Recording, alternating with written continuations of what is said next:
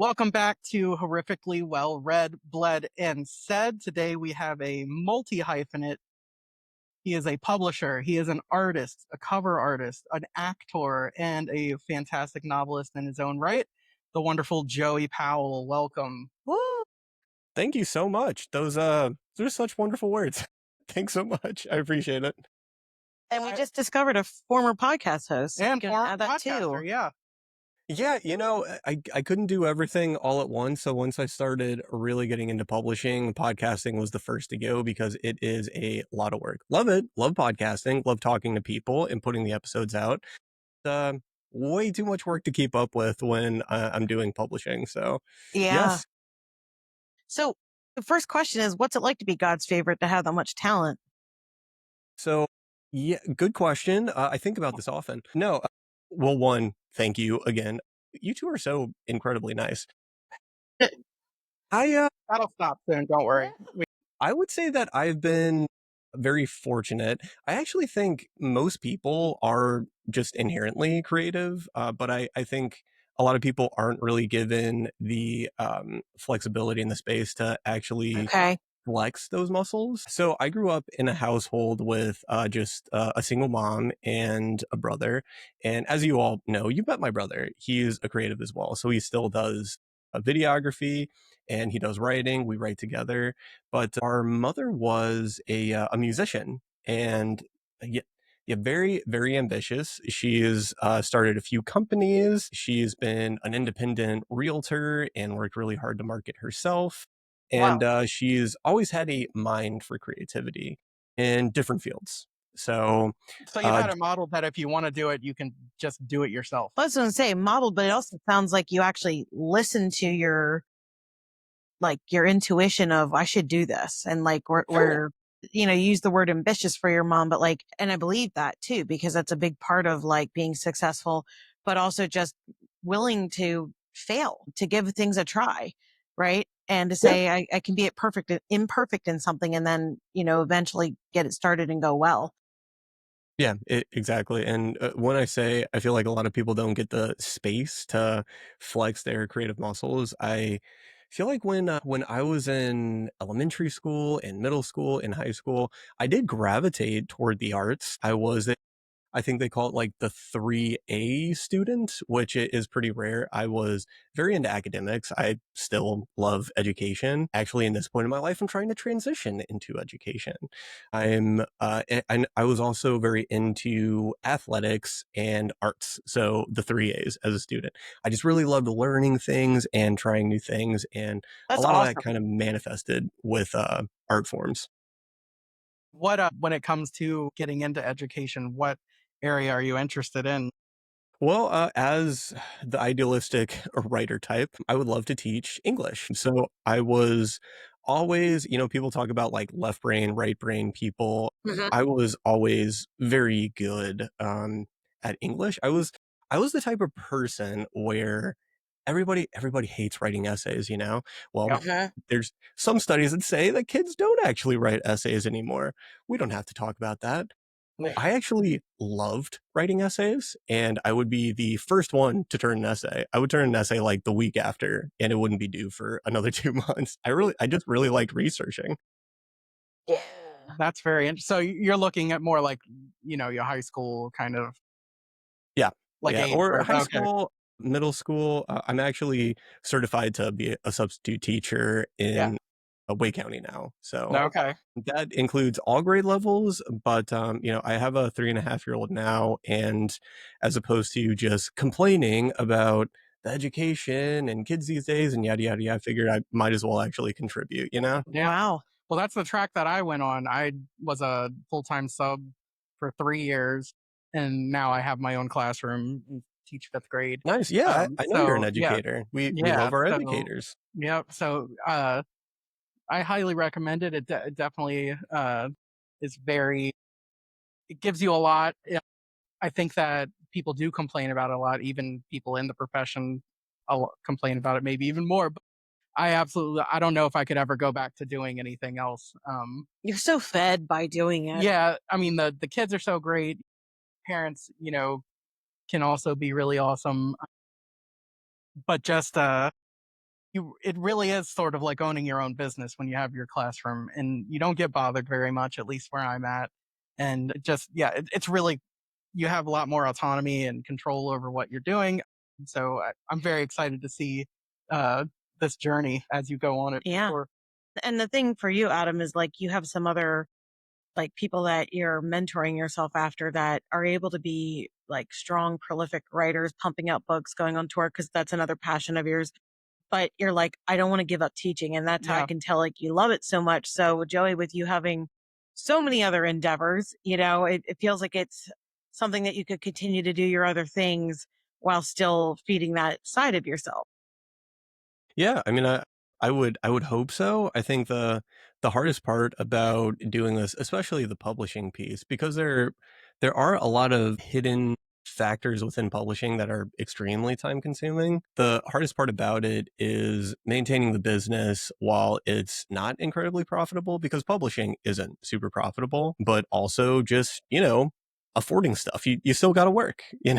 so You got to think balancing about all of those medical things. insurance. You got to think Yes. about, Yeah. yeah, I know that was one of the things you had said, Adam, was like, you're like, these writers, like you specifically said, like Chloe Spencer, like Laurel Hightower, it's like they're excellent writers and authors, but they all still have a full time job. hmm And even when we talked to Carol Macon Fleischer, she's like, oh, I just want to do all these creative things. And then she's like, but then I also need to make money and I need yeah. to like enjoy this. So I need to go back Well, you into even look at like, academia. And Paul Tremblay, yeah, who you think of as like a giant of the genre, still teaches. He still has that day job himself, and he's, might not be doing that a whole lot longer, but considering, his what he's put out and how popular he is, the fact that he still does it shows you either he really loves the job, or there's other reasons that you really want to have something stable like that. yeah, Yeah, I mean, I think with publishing, especially once you get into the trad world, a lot of it is based on sales. So kind of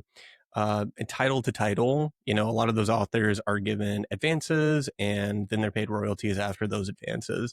And if you don't basically sell what is expected, you may not get another book deal. Like Yeah. it is that cutthroat, so it is a very unstable quote unquote profession to get into. And I say get into, I mean, that's a lot of people's dream, but it's still very tough. yeah. Well, that's one of the things that, Brian Keene, we were talking about earlier. When he's talking to writers and anyone that's interested in doing this, he always says, if you can get traditionally published, fantastic, but still publish through indies and self-publish, have multi different areas where you're in, because if you put all your eggs in one basket, you will get screwed over almost It's such certainly. good advice, like veteran advice. But I know we were also talking with Gemma Moore, and she was saying like she likes to be this busy. And I think for a lot of us, like when you have a lot of creativity and things that you love to do, like neurodivergent, it's like there's a motor that kind of runs in the background. So it's not really like a bad thing to have, a full time job plus all these other things. Like to me, I feel like my life is much more full and happy. I'm not saying that there doesn't hit those moments of burnout of, oh shit, I've done too much, because I tend to seem to do that all the time. But I still love, and I always go back to, being, I'd rather have more on my plate than not enough. Sure. Yeah. I mean, for me, and I agree with you. For me, the balance really comes from the creative aspects, the just living aspects, making money to live, the balancing my family time. So being a very attentive dad and also keeping up with my health. So, exercising and preparing food and whatnot, all of those things. I Mhm. mean, you talk about all those things within a day, that's a full day. Like It relaxation kind of comes last. You had to be very like scheduled or disciplined to keep those priorities. And so one of the things I've just had is like a burning question is just like, how did you start like Mad X? Like, how did that even come up? Like, did you have experience in it? Like like what was the catalyst? I don't know. I've worked with small business owners for like 20 years, and I just always marvel at their origin stories, but also their Uh-huh. bravery to just like do something. And I'm very curious. Yeah, it's a good question, and there actually was a pretty strong catalyst for it. So I wrote my first manuscript, and I was going through the submissions trenches, like a lot of people do with their first manuscript. It probably wasn't in a spot Right. where it was ready yet, but I was very idealistic. And I'd gotten some really good feedback on it. I had gotten some requests. I didn't get any bites. And it wasn't even that long. We're probably talking about 5, 6 months. And there was a point near the end of 2023 where I had a very close personal friend just die very suddenly. A Mm. very, it's one of those like 1 in 1,000 type deaths where it's Yeah. something that you can't really predict, can't see it coming, which is why movies like, say, The Monkey really resonate with Yep. me. It's like Right. the very odd nature of death. Like we could Yeah. go at any moment. And I was at that point where, I had this kid and I've always had ambitions of doing something in a business aspect. And I felt like because life is pretty fragile, I might as well get started doing this thing, this publishing thing. And I'm like, okay, how far can I go with this? So I started packaging together my first book. So Nightmares from the Gray, that was the first publication with Maddox Media because I wanted to go through the motions of putting together a cover, putting together formatting, going and uploading the files and getting it into retailers and figuring out the best ways to market and basically do everything I needed to do before I actually took in submissions and published other people's work. The goal with this Interesting. was always to work with really, really awesome, good people who also happen to be very strong writers. Mhm. So that's basically how the whole thing got started. That's awesome. Do you feel like this really honors your friend? Like, does that come into play like on a day-to-day basis of just, you know, I would hope so. I mean, it's something that it affected me very emotionally. So this was someone who, in large part, my I owed a lot of my career in tech to. He referred me to a couple companies. We worked together very closely, and we had children who are the same age. And Mhm, we related on a very nerdy level. He mhm, was the type of person where you could talk about like a support ticket at work, and then we start talking about Marvel movies 5 minutes mm. later. So, It's a good person yeah, right I'm there if you Mhm. can get into right. Marvel. Yeah, and I would hope what I'm doing does honor him and at least a little bit. I tell people Yeah. the greatest thing I ever had to write, or rather the highest honor I ever had in terms of writing was writing a speech for his funeral. Yeah. So I spoke in front of the largest crowd I ever have. He was very well liked. The governor of North Carolina was there, Wow. and yeah, it it was a very sad day, but it was also a very powerful day. Mm. Yeah. Yeah. I had a friend 7 years ago now, very similarly, that we met in high school and he was an artist and I wrote and we made comic books together and all this kind of stuff. And we had been working on something. And then one night he got too drunk and sort of sat down on a curb and fell asleep and a car ran over him, while he was And like he had laying. done that so many times and he was with It was like friends. a 2 block walk to Yeah, it his was apartment fine. building. Yeah, you've He'd done it done it so so many times, often. you know? Yep, and ran over, and he was conscious and fine, and then they got to the hospital and had internal bleeding and passed away overnight. So, it's like one of those things where it's just like one day he's there, you're talking to him, all this kind of stuff, and the next day it's just like, you're planning, like you said, like, remembering him in a funeral and everything. And it definitely brings into perspective, how short life is and what you want to do with it. But then also, when you did share certain things with that person that you both loved, it really makes you want to sort of dig in and really be that person that, you guys were trying to be too. So I Right, right, definitely and resonate. it's not the type of reminder that you ever really want, but Right. sometimes we do need those reminders that I feel like we as human beings, we don't really quote unquote have a purpose. The purpose is what we make, you know? Hmm. Yeah, So yeah, that's how I try to live.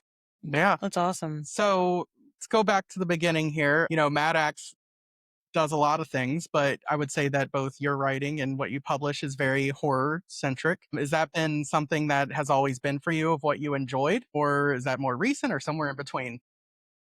Of course, yeah. I mean, I've always been interested in genre. And going back to just watching movies when I was a teenager, I always gravitated toward the weirder sci-fi stuff, Yeah. and especially horror. I think, you know, I get asked sometimes, why horror? How'd you get started in horror? And Okay. I really think back when I was, a teen and I was going into Blockbuster and I knew the people at Blockbuster, our local Blockbuster fairly well. They saw us come in there with our mom sometimes. And so they knew like, oh, these guys can see R-rated movies. Yeah. So we'd go in there by ourselves and take, like a Halloween Resurrection off the shelf or like the Texas Chainsaw Massacre remake off the shelf. And they're like, okay, these guys can watch this stuff. Yeah. And for some reason, horror just kind of hit with me. I really liked being thrilled, feeling like I was getting away with stuff. But the older I got, I realized that horror is a really powerful vessel for messages, social commentary. And I especially learned that when I was in film school and sort of started really doing film analysis. So Yeah. I think, especially now, I think it's so odd. It seems like every month we're getting multiple movies that they're thrilling and spooky, but also very impactful. I'm not like a huge fan of grief horror, but I love that grief horror is kind of a big deal right now because a lot of people can relate to it. So, yeah, I mean, that's why I love this stuff. Yeah, I think that, it's interesting because, one of the things that we talk about all the time is just the massive number of categories that horror Yes. has. And, I think that horror is this huge umbrella, but there isn't any, you go through like a blockbuster or anything like that, and it's like there's romantic comedy and there's drama and there's action. It's like horror has all of those things depending on the book or, movie that you're looking at too. So I think, I see that. And also, we've talked about often how horror is really like a mirror and a reflection of society in a way that maybe other genres don't do the same way or aren't as honest in the way that they look at it. And that's why I think horror, especially right now in this moment, this horrific moment that we find ourselves in this country, at large, is having, as they call it, this moment in the spotlight kind of thing. No, I totally agree. I love the fact that there's a huge emphasis, especially from trad publishers like Tor Nightfire, Mhm. of having specifically queer stories. Yeah. There's a lot Right. of POC authors, there's a lot of non-binary and trans authors that are getting exclusively POC stories out there and non-binary and trans stories out there. I think this stuff is really important because Right. I love the idea of horror as education. Mm. And I personally, a lot of my favorite reading experiences over the past, I would say, 5 years or so, they have been going to like a library. And it's like, hey, here's some, you know, YA, LGBTQ, YA plus stuff that Yeah. you can peek at. Well, it's just so much more representative of reality, right? There's those sayings that you hear all the time. People weren't, where are all these gay people coming from? It's like not everybody wasn't always gay. And it's like, no, they were, there were lavender marriages and there were things that were just safe or like, oh, now all of a sudden everybody's got ADHD or autism. It's like, it was still there. It's just, what was safe and acceptable in society, not saying that it's safe anymore, either. It's still, I think you're putting yourself out there when you're, still, queer, BIPOC, like there's still a significant amount of unfairness and, issues that come from just existing as you are authentically. But I love that this genre is like, no, we want to talk about it. We want to see it. We want all people to be represented because people are a wide spectrum and their lived experiences are vast in depth and breadth and depth, and we all deserve to find ourselves in a character and say like, me too, I'm seen, I'm welcomed, I can relate to this. And I know this is like a little joke, but I sent this little meme to Ali Melaneco, and it was like, we need an American doll that like digs up graves as like grave robbers and like gives them to Medical students. colleges, Yeah, and I was like, but like legit, I would love to have something like that. Yeah. You know what I mean? Where it's Yes. just like that was a job, you know, and Mhm. so it feels like the inclusivity and being able to just have those stories, right? Because this has already been there. It's just we don't want to, doesn't deserve to be hidden anymore. It never did. It never did. But you know, it's like enough people have stood up to say, no, we're going to publish this and we're going to talk about it and we're going to write about it. And you know, it takes the whole team, right? Of someone saying I'm willing to write about it, someone saying I'm willing to publish it, and then consumers willing to buy it so that these changes can be made. Exactly. Yeah. And funny enough, in the last book club meetup I was at with my local bookstore, page 158, shout them out. Let's do it. Yeah, they're absolutely awesome independent bookstore. But we were discussing Chuck Tingle's Bury Your Gaze. And I mean, this is a very queer story just about Hollywood's acceptance or lack of acceptance or performative acceptance of queer representation. And people were mixed on it. I loved it. I love Oh Chuck yeah. Tingle's writing. Yes. But part of the discussion was we were all talking about representation, you know, and it dovetailed into a representation of, oh, there's a bi character, there's an ace character. How do we feel about the bi representation and the ace representation? People were like, oh, I think they were just, it was kind of flimsy. They weren't really dimensional. And I'm sitting here thinking, like, how cool is it that that this is what we're talking about with Yeah. the book? Like, and it seems like a very normal conversation to have. Like, Yeah, it's that is very cool. awesome. Yeah. You know, I'm wondering, and of course, this is happening in other genres as well, but it does feel like horror is the leader.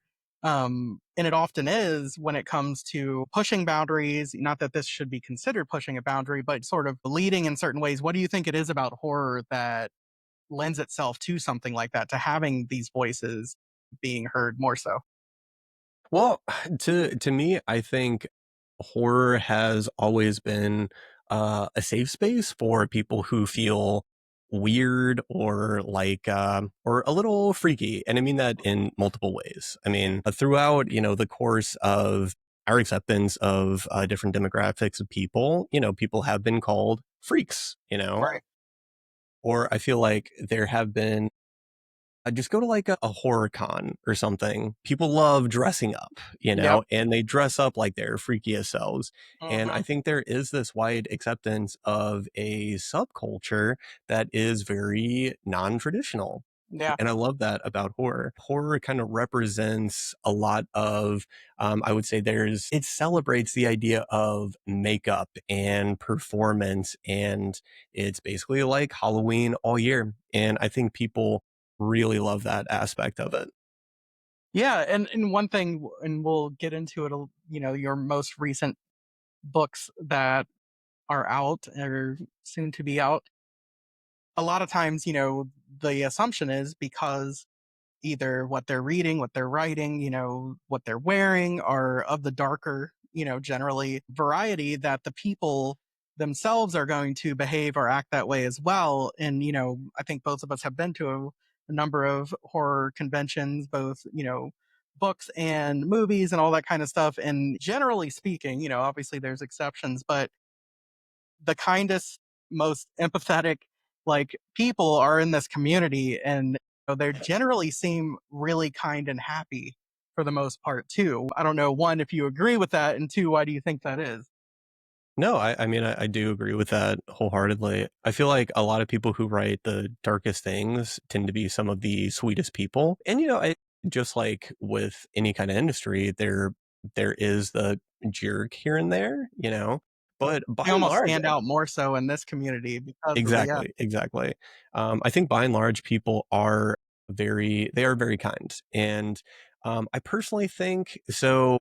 Okay, there is a psychological aspect of it, and I don't know if I'm comfortable touching on that. I think there's a lot of airing out of emotions within horror that to me is very cathartic. Right. But I also believe that horror, it's not as widely accepted as a lot of other genres of books. Most independent bookstores, they will sell more romance than they will horror. Talk to your average reader like, oh, you read books. Do you read horror? No. I was actually Right. talking to somebody the other day. I was like, I was at a horror book convention. Do you read horror? Like Stephen King. I'm like, okay, so like the most popular horror author of all time. Okay, that's You not write exactly plays? what I'm Yeah, talking about. Shakespeare, Exactly, Yeah. exactly. But I think because of that, I think there is an aspect of it of being your own best salesperson. And I think Yeah. the best type of salesperson and selling your work and selling yourself to an agent or a publisher, it is just being very kind, agreeable, sort of that forced extroverted style of talking to people where you learn to just be kind. So Yeah. that's what I think. Well, I would love to ask two other things. One, we've talked a little bit about like in person about your drawings and like with the film you're about to see and touching the 1959s. And it didn't really occur to me until like thinking back, but like you have a great Vincent Price mustache going on. Is that intentional? So that was something I tried out for. I shaved it off immediately when I got home because it was No, actually it got very uncomfortable. Okay. man. So the origin of that mustache, and no, it was not purposeful, was that my wife is like, hey, mustaches are in now. And I'm like, I grow really bad mustaches. And she's like, I bet you would look good with a mustache. And I said, I bet you I would not. And so I grew out a mustache to I prove love a her wrong. spiked mustache. That is And fantastic. then as I was growing it out, I was like, I kind of like it. So I Yeah. kept it. I kept it for the con. And Yes. then I got tired of like feeling it under my nose. Yeah. It kind of tickled my nose too much. So I shaved it. Yeah.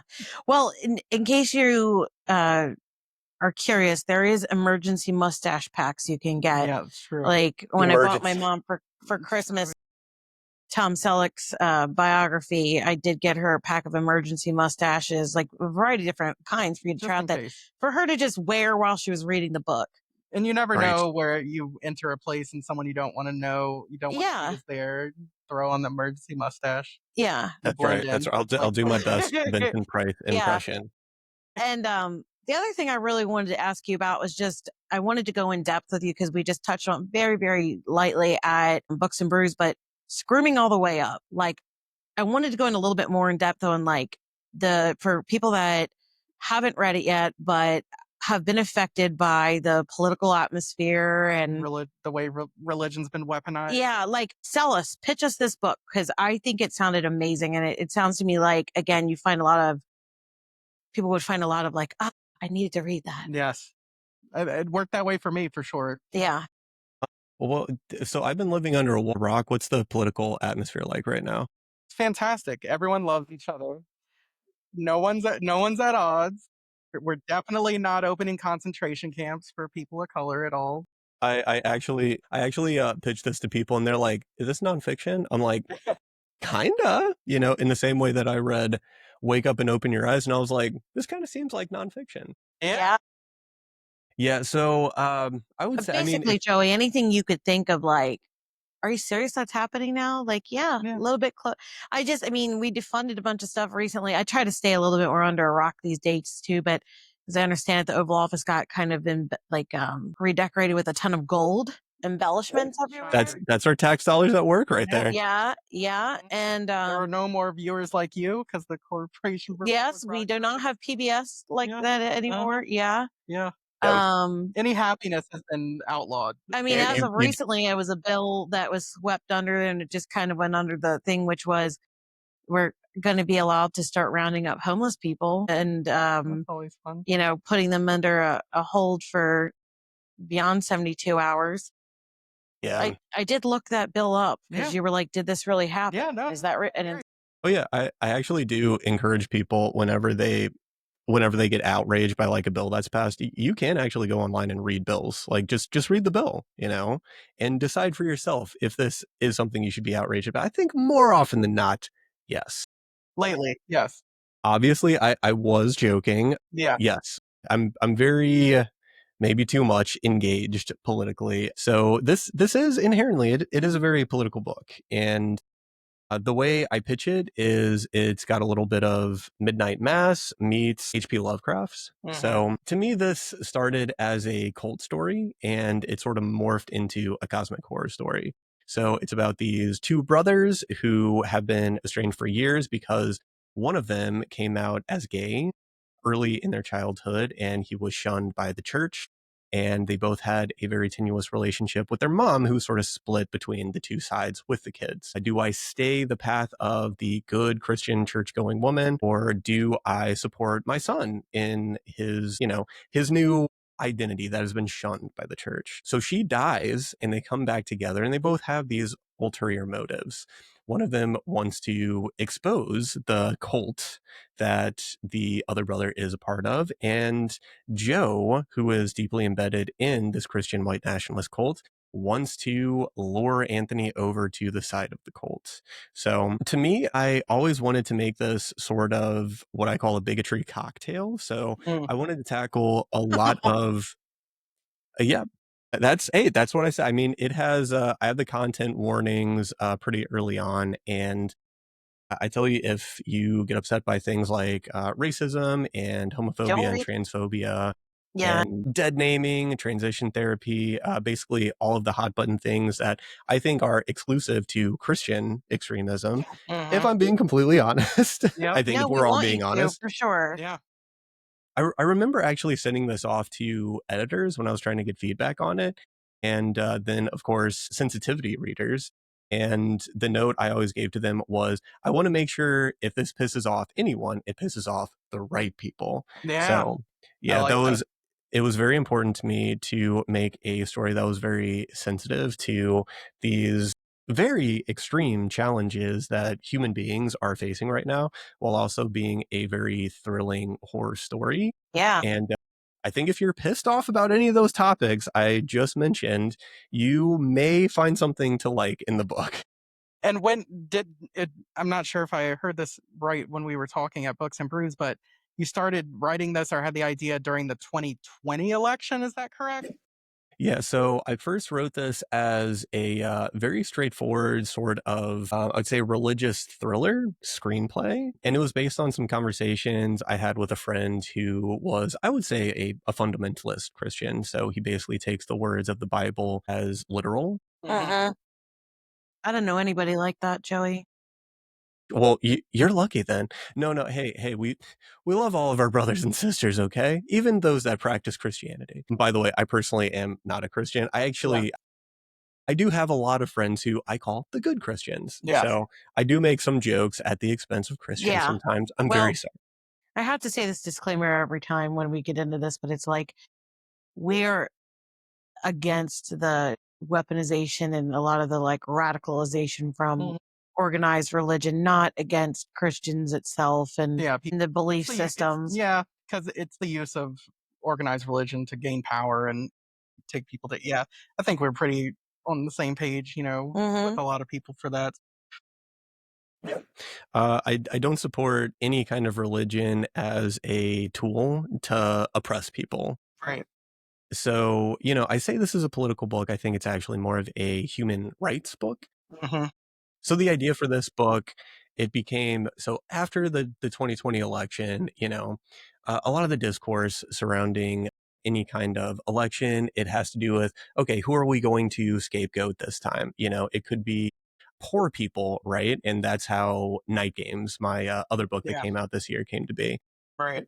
But more often than not, it's like, Republican candidates, like I hate to say it, but they really love harping on this whole queer identity thing. Hmm. Like it comes up every single election cycle. And that's something that really, really, truly upsets me because as human beings, if we stop being curious, I mean, what are we conserving at this point? Yeah. We're conserving Yeah. hate. So that's how it started. I kind of kept it in a virtual shelf for a while, and then I'm like, I remember seeing the title. It was just the title that inspired me for Brainworms by, is it Alison Rumfitt, I believe. And just that title, Brainworms, I'm like, oh, okay. This actually makes sense. Brainworms, but make it literal, because we talk about people having worms for brains. Like, Yeah. they basically, their thoughts at this point have been so propagandized that their thoughts are not their own. I'm thinking, like, okay, what if the worms are actually in some way not controlling them, but it's a feedback loop? The worms feed on the hate and the people feed on the worms. So that's how it became a cosmic horror story. Excellent. So the follow-up is Shit for Brains? Yeah. You know what? I was thinking about a sequel that involved shit. And since you mentioned it, I will go that path. Love that. Love it. Well, I just think that worms and the body horror and that kind of fun stuff of getting into all that is going to be really enticing. And I love specifically when people like share online someone that's been arrested for, molestation or whatever it is. And they're like, oh, look, not queer, not trans. And like, and it's like, pastor or right. It's never that. Yeah. And I love just, intentionally pointing that out. And, Adam and I were talking on a road trip on the way back from Books and Brews of just saying like, for the longest time, I mean, Adam's much more, he's always been more like stick it to the man than I am and like bold, just even like on 4th of July, like I was really like sad and I didn't feel like celebrating and all this stuff. But Adam was like, no, I'm making a post about this, like, and I'm going to say it. And so on the way back, we were talking, I was like, I feel like I've just reached that point where I hope nothing bad happens to me or whatever, but like I need to stand up and say these things, and I need to,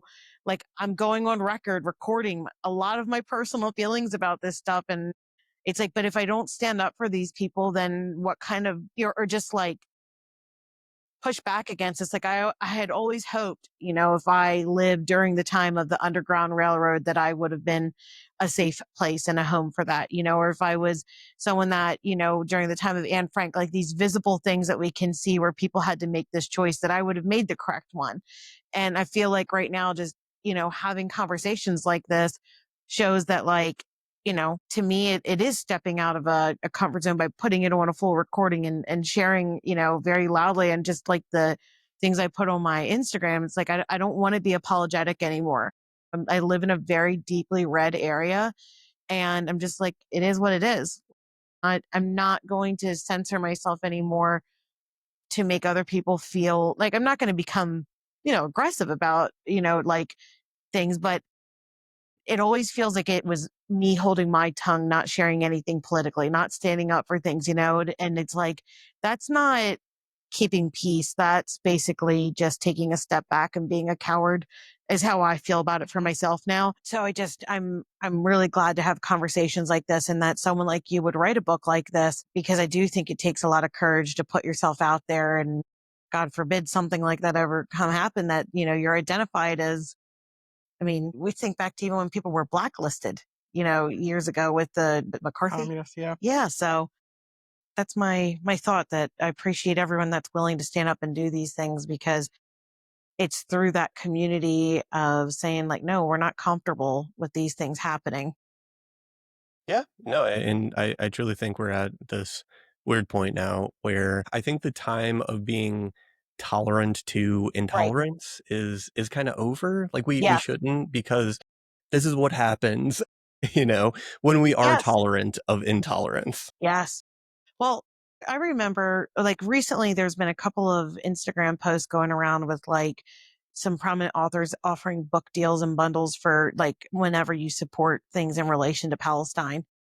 Yeah, it's a raffle or something Yeah. right now. Yeah. And, I just remember, watching TikTok and starting to get all these videos of these people in Palestine. And I don't think it takes a lot for me to cry. And I mean, I was like hysterically sobbing, and I like sent this stuff to like my conservative family members, and it just started this fight, because they were like, they didn't think that and I'm like, watch these videos. They're like, well, is that manufactured? You don't know. And and it was just like, you guys say that you tithe every week and you give money to these things, and I don't understand. And so finally, like, and I said like in another episode that I try to take time to have conversations with people that I tend to be on differing opinions about, to just to try to like learn. And, I was just like, okay, so, the one person said, well, I don't think it's right that they put, you know, their, their headquarters in a school. And I'm like, okay, well, what are the people Who's they? What do you mean? like the Palestinian regime that's like fighting back against? Oh, Hamas or something? Or the Basically, they were just saying like they put other Palestinians in danger by where they headquarter for things. oh, And I said, like as a shield, they're trying to use yes. them or something? And I said, like, well, that makes sense as like a military tactic, And I was like, and also like, I was like, if you're just a regular citizen there, and like, what are you supposed to be doing? Like, they're like, well, they should just leave. And I'm like, okay, so where would you go? How big is the area of, Gaza and all these different things? Like, where are you going? Who's letting them come in? Well, I know, these other people won't let them come in. It's like, okay, well, what about the means? Like, do you have the finances to be able to just pack everything up? Like, what's that like for? And so it was just like posing some of these questions of like, no, just walk me through it. Like, how would you do that?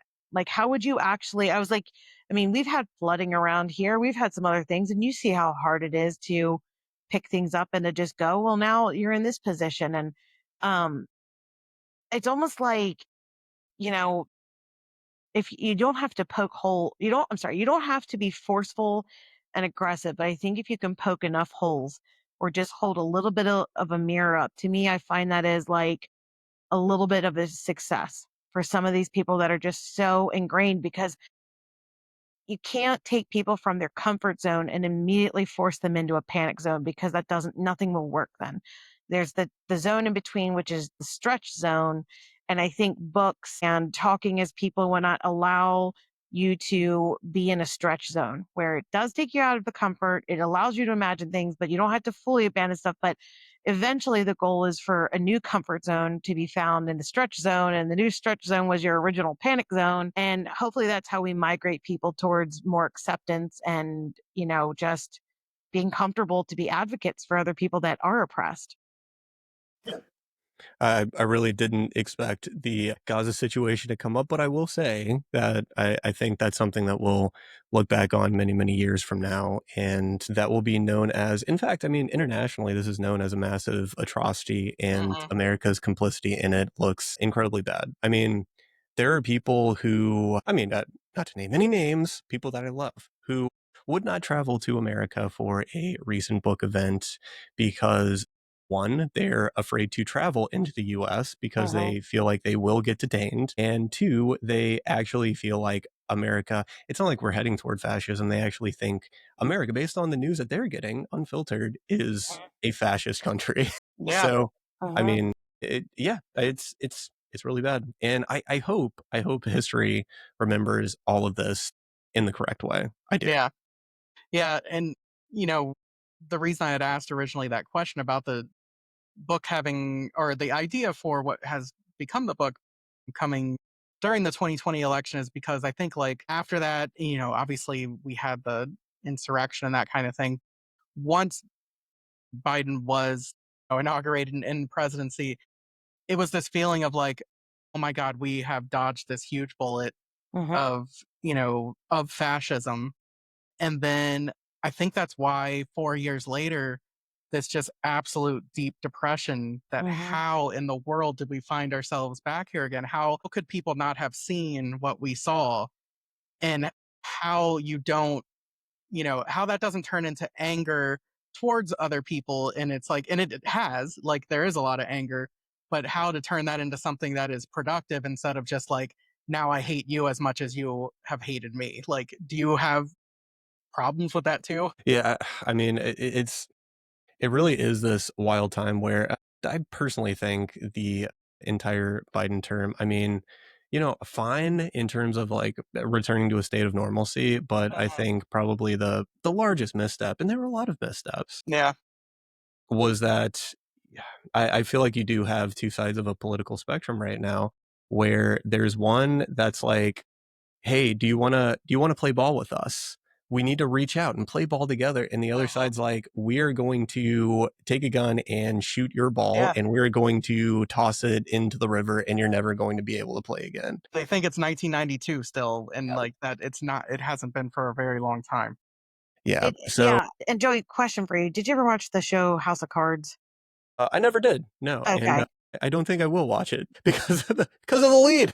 Yeah, exactly, Yeah, yeah. yeah. Well, that's what I was going to say with that particular issue. But watching that season one, I felt like, whoa, whoever wrote this must have worked in like government or whatever, because I felt like they just like revealed like the full poker hand or like of or whatever like of how a majority whip literally whips people and kind of withholds not Yeah. literally figuratively and like withholds and does favors and just how you get these votes to come in through scrupulous or unscrupulous methods. And so when you're talking about this, it's like I really don't feel like we're on the same playing field here. One side's like, let's try this, and it's like, no, we're on a different level of warfare here. Yeah, and I think like you're saying, even when it came to that and that time period of the way things were, it was very much like, "Give us the vote and we'll do this for you." And, like, okay, maybe they didn't tell people that they have made that deal, but now it's like, "Do 100% of what I say or I will kill you." And Yeah, that's like the political climate now,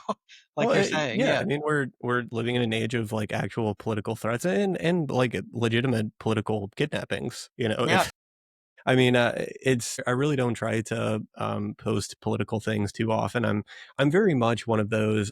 I want my work to speak for my politics, right. and I'm anyone who knows me and knows what I write. They know I'm very progressive. I'm a humanist. I believe that people I love inherently have that. value, but when people started getting kidnapped, I'm Yeah. like, okay, I don't know if enough people know about this, I Mhm. know.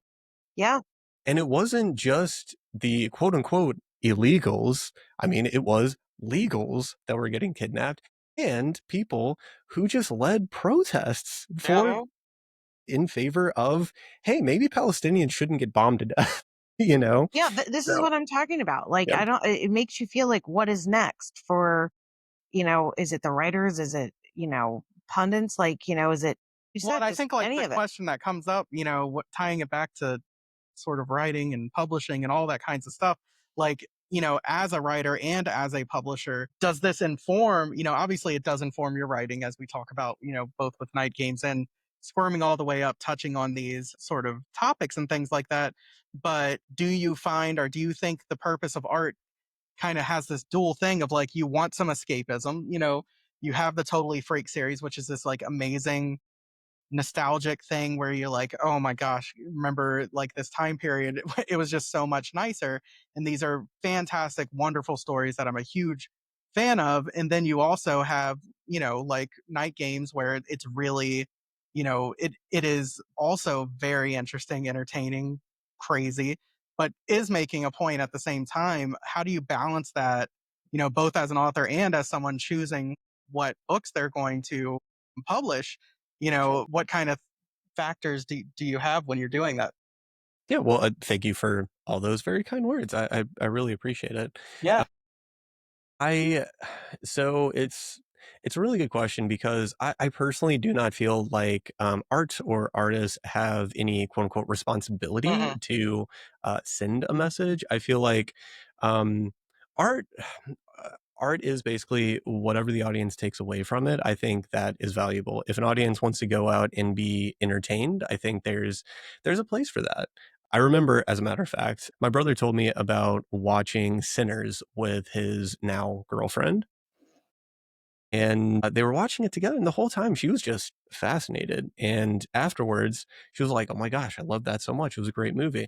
And he's like, "Well, did you pick up on this?" And he was talking about, the social commentary of it, Yes. the forced assimilation, the sort of like the parallels between American racism and racism against the Irish back in the Mhm. day. And she didn't see it on that level at all. She didn't pick up on any of this. She was just entertained in Really watching the movie, and I thought that was fascinating. fascinating because it's a fantastic movie. You don't have to take away those aspects Right, from it, but right. they are there if you want That's to a great dissect them. example because Yeah. I had to point those things out to my dad, who was like, "That was really entertaining." Yeah. but didn't Yeah. get a lot of those. And like Uh, for him, he grew up very poor. So that was kind of like the thing that he was like, man, I was just like that. Like it was so hard. I couldn't even because there's a scene where the guy has to pay with, the wooden essentially nickel. fake money. And they let him and kind of have a big fight about it in the movie a little bit. And he's like, I really, that resonated with me because we had to buy the cheap soda. We could never have Coke. It's like all that, and it's like this whole different level that movie. Like I watch it and I think I'm very similar to your brother, where I'm like, Yep. this is a book that's telling the truth in a Yeah. way that many other movies that take place in the same time and place do not. But it is like a work of art on just multiple different levels. Gorgeous. The whole like musical portions of it and Oh yeah, running it through all of basically that. just like transcends. It's like, oh shit, we're doing this now. Like I didn't Yeah. expect this. I I Yeah. remember mean, being in a we theater both and stopped people watching just it, and yeah, I was like, I think that's like, for me, it was like the best movie I ever watched Yeah. in terms of everything it incorporated in it. it was a lovely theater experience. I mean, going back to your question, Uh-huh. I will say that I do. As a publisher, I do feel one. I mean, the purpose is to. I mean, we are creating products that we want people to purchase, right? If the books don't make money, we can't create any more books. Yeah. But there is a certain aspect to it where there is some obligation, I think, to put out very important messages. I think one of the first books I signed. So there were two books I signed early. One was J.K. LOL by Patrick Barb, and another was Unholy by J.V. Gax. And Patrick Barb's book, it's very much about internet culture and how it can lead to, unfortunately, things like suicide and Yeah. peer pressure. And then J.V. Gagg's book, Unholy, that's all about the Catholic Church and how it shuns any form of sexual expression. And it's about someone finding a sexual awakening. It's a very queer book. I'm like, this is a totally rad book that I really want to publish. But Yeah. two, I think it's a very important book because Right. aspects of religion really fascinate me. Going back to the Totally Freak series, I think like I realized that the series could be actually important to people when I was working with TT Madden, who's publishing Gorman's House Uh-huh. on September 9th. Uh-huh.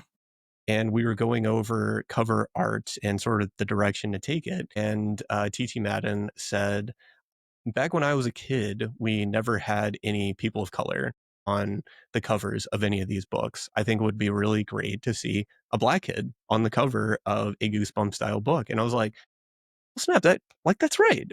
There were no black kids on the Yep. covers of these books, you know? Right.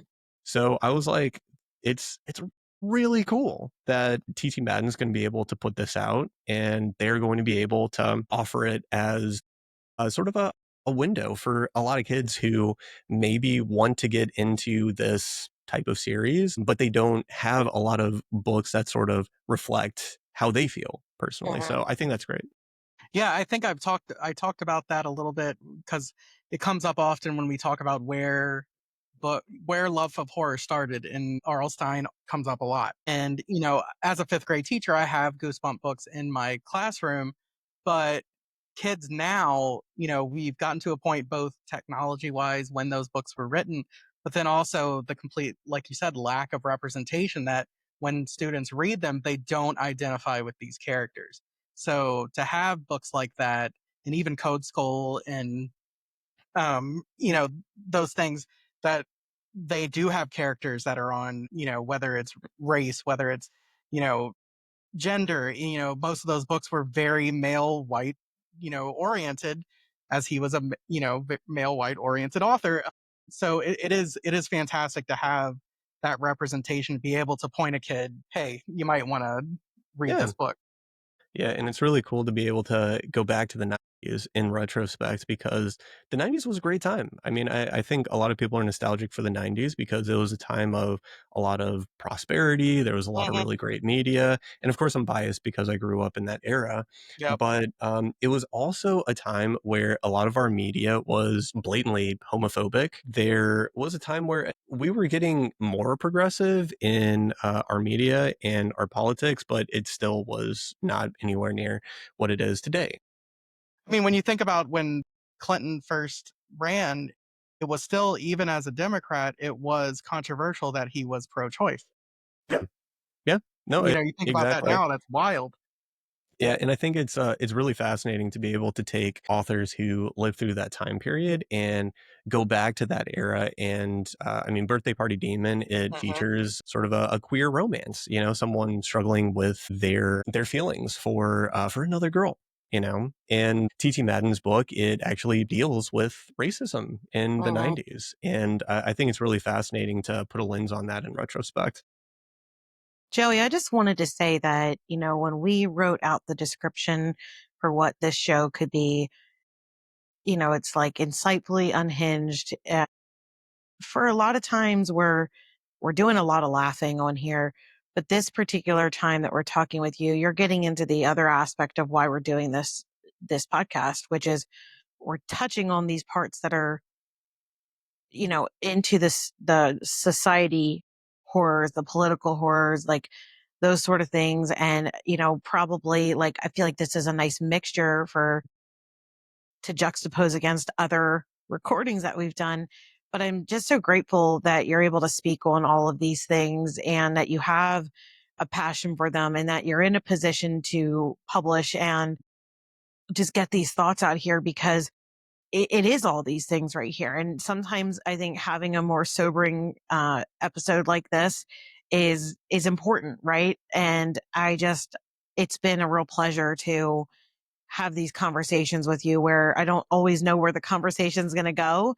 But this time we went into some more serious things and they're all vital and necessary. And I'm grateful that it was with you because I know that we could joke around and we could have a really fun time, but I like the direction that all this went. And I feel like our audience will like it too. Okay. Well, you know, I love you too, and I will chat anytime. I mean, not on the podcast. Have other people on the podcast. Give them the spotlight. Yeah. But You know, yeah, and, whenever and, you two want um, to chat, I am down. There you go. And we love, your artwork so much to the point that, you're going to be, or probably by the time this is out, you will have created our new logo for us and Yay! some merch and stuff. And it's just, I really do mean that. Like you're such a talented person, but to know that there's so much depth to from honoring your friend to, obviously the influence like with your mother and then being, the teaching that you want to go into, making change within your, for your child and then who you're recruiting for your books and putting your, kind of your money where your mouth is, if I'm going to publish these things and risk taking and standing up for others, like you're a very stand up human. Jeez, could I just take you with me wherever if I could like take you to my next book event and just have you Record that. present me like that, I think that Absolutely. Absolutely. No, I mean, it is. It's a genuine thing when you meet a lot of people and you talk about with, and that was my job for, a lot of years was just to meet a lot of people and talk and it's great to come across someone like you and to consider you a friend. great. Well, I consider you both friends as well. Thank you so Yeah. much. You two are just the coolest. I love this new endeavor that you all are doing, and I've heard that there are ambitions to do bigger things with it. So I'm very Hmm. excited to see where it goes with you too. Okay. Yes, with Loud in the Library Studios of It- making this even more community focused and centered and just rallying around a lot of the things that we discussed today. And Yes. you'll be a part of that too with that logo. Yes, yes, yes, yes. So, And you two write. So I'm yeah. looking forward to seeing what you two put out into the Yes. Actually, universe. Well, yeah, I just got my first draft back from Nico, so doing some revisions with that. So well, I very found excited. it was funny though, Joey, because like I do try to read everybody before they come on just yet. And um I haven't, but I promise you with my whole heart I will read both of the things because I genuinely want to. Okay. I'm just kind of like drinking from a fire hose here in Yeah. terms of books to get read. And even though I feel like I'm doing like a book a day at least, so I'm not slacking, but Don't knowing put more that kind of about pressure on yourself. Yeah, don't well, don't do that. knowing the amount of what you're writing with the MAGA and stuff, my book, which started out as like a response to StokerCon of just like The being terrifying hotel that they decided to yeah, put that. and mine is really dealing with like the concept of you're at a hotel for the weekend and you don't realize that there's like two major conventions there. And at the same time, you keep running into like the worst fucking people that you never want to see. And one of the major conventions that's there is like, it's not really said right away, but it is like a heavy MAGA, like, or, type of convention. And it is to expose a lot of that. So I will be doing like the work of those things, but I had to laugh so hard because as we were at Books and Brews, we're standing in the lobby and, we We were weren't, leaving Friday night. we weren't staying at that particular hotel because we had to stay at another one. But the lobby is like if no one's ever, if you're listening, you've never attended an event like this, you walk in and it is mobbed with authors and books and tables People and dressed up. every kind of like attire you can imagine. So we're about to leave out the door and I see this couple standing at the desk and they're dressed in like very preppy clothes, like their bags, their backpacks, like all that stuff. And I'm just looking at them at the right time and it looks like their eyes are like Huge. about to like cartoon like bulge out of their head. And I walk up to the girl and I'm like, "Excuse me, just have a quick question for you. Were you unaware that there was a horror convention here this weekend?" And she like looks down and she's like, no, we didn't know. And I'm like, I said, "Oh my God." I said, lady over. I said, yeah. I said, "Oh my God, I'm literally writing a horror book about this right now." And that's Nice. like, the two characters are like, what in the fuck? Cause it's a hobby horse convention Yep. and a MAGA convention. Yep. Have you ever watched anything on hobby horsing? The people that No, yeah. not So not yeah. familiar with this. But yeah, Oh. people do like full equestrian routines with the stick With a horse. stick pony, like the Yep. one that you'd get for your 3.5-year-old to like run around on. They're very All right, serious about it. It is okay, like true sick. competitions. It's on the Ocho every now and again. ESPN. Oh my Yeah, goodness. and they're like deeply committed. So Yeah. it's these two really like niche things that are happening here, and then we're running into some of the worst. Me and my best friend, and we're going to just have some real fun taking these people out and doing stuff. But Yeah. it has quite the political undertone, and I look forward to eventually joining you in putting something out that speaks to this time and not being no longer being tolerant of intolerance. Yes. Do it. Horror's So let's. political. Yep. Yes. Absolutely. So let's run down this list of amazing things that you have either out or soon to come out. Yes. Night Games is out now. Is Squirming all the way out, or is it Next week. next week? At the time Okay. of recording. Yes. So it comes out the 18th? The 15th. 15th. Okay. Okay. So Night Games out now from Mad X Media. You have Squirming all the way up, releasing next week. Gorman's House by T.T. Madden, September 9th.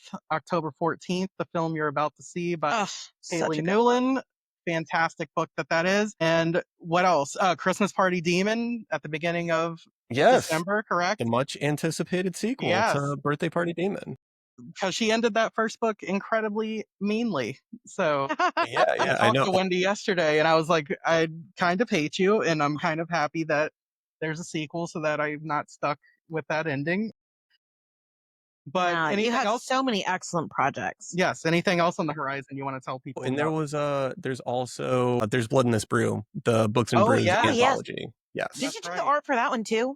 I did. Yeah. Yeah. That I must be like an unknowing like super fan of what you do because I already commented on people that had posted. I was like, that is the sickest like cover. And the way the positioning of the eyeball is just slightly out there at the bottom. Like it's like the little garnish at the bottom. It's like, oh, so good. Yeah. And well, thank you. You would be shocked at how many layers went into creating that. But that anthology actually did incredibly well at Books and Brews.